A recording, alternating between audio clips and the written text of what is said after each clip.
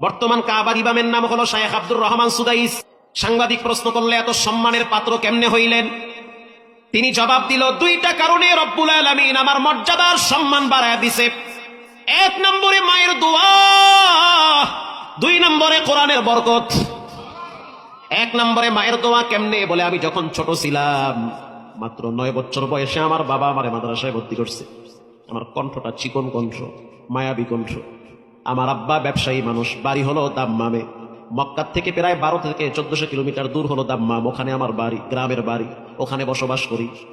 আমার আব্বা সিদ্ধান্ত নিল, যেহেতু আমার অনেকগুলো ছেলে মেয়ে, ছোট ছেলে এর নাম রাখছে আব্দুর রহমান। আল্লাহর কাছে সবচেয়ে দামি দুইটা নাম, একটা হলো আব্দুর রহমান আর একটা হলো আব্দুল্লাহ। বাবাই সিদ্ধান্ত নিল সন্তানটারে মাদ্রাসায় দাও, দিয়ে দিছে মাদ্রাসায়। মাত্র কয়েক পারা মুখস্থ করছি, এর মধ্যেই সংবাদ পাইলাম আমার আব্বা অসুস্থ হয়ে গেছে। বাপ যদি অসুস্থ হয়, সন্তান যদি ছোট থাকে, তখন বেশি কষ্ট ছেলের চেয়ে বাবার লাগে। বাবাই যখন বুঝতে পারছে আমার হায়াতের জিন্দেগি বুঝি সমাপ্তি হয়ে যাচ্ছে, বাবাই যখন বুঝতে পারলো আমার হায়াতের সূর্য বুঝি লাল হয়ে গেছে, তখন সন্তানকে পাশে ডাইকা সন্তানের মাথায় হাত বুলাইয়া দিয়া বলেছে, সন্তান, আমি তো পাক্কা নিয়ত করছি তোমারে কোরআনের হাফেজ বানাবো। দুনিয়ায় যত সম্পদ আল্লাহ আমাকে দিয়েছে তুচ্ছ মনে হয়, যদি তুমি হাফেজ হইতে পারো, অন্তত পক্ষে কোরআনের কিছু নেকি আমার কবরে যাবে। বাবার অনেক বড় আশা, বাবাই মারা গেল। আব্দুর রহমান সুদাইসি বলতে আছে, কিছুদিন পর আমি 30 পারা কোরআন মুখস্থ করলাম। শুধু মুখস্থ করি নাই, এক দাঁড়ানে একদিনে 30 পারা আমি শুনায়া দিছি। এটা বাজেও নাই, পেছও লাগে নাই। ব্রেন কাঁচা, গুনার কোনো আলামত নাই। যেই কলবে গুনাহ থাকে না, সেই কলবে মাওলার মারেফতের নূর থাকে। গুনামুক্ত কলব, বাচ্চা মানুষ পাপ করে না। মোবাইলের গুনাহ নাই, টিকটকের গুনাহ নাই, পাবজি ফ্রি ফায়ারের কোনো পাপ নাই। ফ্রেশ অন্তর। মুখস্থ হয়ে গেল, মা সিদ্ধান্ত নিল ছেলেটারে নিয়ে উমরায় যাব, আল্লাহর ঘরে গিয়া দোয়া কবুল করায় আনি। আমার মায়ের একটা অভ্যাস, আমি ছোটবেলায় যখন খুব দুষ্টামি করতাম, সাধারণত যারা ব্রেনিয়ান এরা বেশি দুষ্ট হয়। কি? হ্যাঁ, ঠিক কথা। বেশি ব্রেন, বেশি দুষ্ট। সারাদিন পড়ে না, আধা ঘন্টা পইরা একসাথে আধা পারা মুখস্থ শোনায় দেয়। এমন ছাত্র লাগে আমরাও পড়ছি।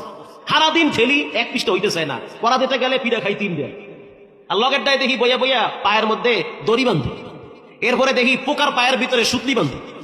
কি হুজুর, ঠিক না? এই কাম ঘটে। হুজুরে ডাক দেয়, পড়া নিয়ে একদম তোরে বাটাম ফাটা দিব।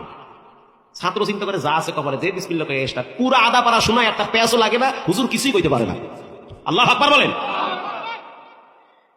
বাইতুল্লাহর ইমাম আব্দুর রহমান সুদাইসি সাহেব বলেন, যখন আমি দুষ্টামি করতাম, তখন আমার মা বলতো, আল্লাহ তোরে বাইতুল্লাহর ইমাম বানায় দিক। এ হলো বরদোয়া। এটা কি বরদোয়া না দোয়া? এলাকার মা বোনেরা বাচ্চা যখন দুষ্টামি করে, বরদোয়ার বদলে দোয়া করবেন। আমার মা জিদ কইরা বলতো, এত মানুষ মক্কায় যায়, তোরে আল্লাহ মক্কার ইমাম বানায় দিক। জিদের ঠেলায় কইতো, রাগ কইরা কইতো। যদি কইতো এত মানুষ হাত পা হুল হয়, তুই অমাকা, না জানি বে হয়ে যাইতো। আমি এজন্য আমার মা এই দোয়াটা করতো।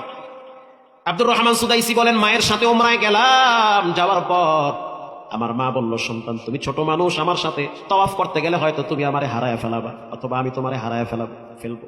তার চেয়ে একটা কাজ করো, হাতিমে কাবার পাশে তোমারে দাঁড় করায় রাখি। আমার মা আমারে দাঁড় করায় রাখছে। যখন আমাকে দাঁড় করায় রাখলো, আমি তাকাইয়া দেখলাম আমার মা বাইতুল্লাহর চতুর্দিকে লাব্বাইকের আওয়াজ দেয়। আমি তো বাচ্চা মানুষ, আমার ভিতরে বাচ্চা সুলভ আচরণ রয়েছে।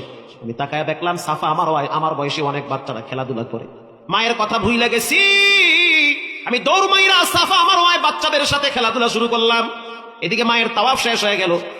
হাতিমে কাবার পাশে এসে দেখলো আমি নাই। মা তখন কষ্ট পাইলো, বুঝি হারায় গেছি আমি। আমার মা চিন্তা করলো, যদি আমি সন্তানরে খুঁজতে যাই, তাহলে সন্তান আমারও খুঁজবে, দুইজনকে পাবো না। তার চেয়ে আমি এখানে দাঁড়ায় থাকি, সন্তান ঘুরে ফিরে এখানে আবার চলে আসবে। বুঝতেছেন? আমি হাতিমে কাবার পাশে দাঁড়ায় রয়েছে আমার মা। আমি আসলাম ঘুরতে ঘুরতে, আইসা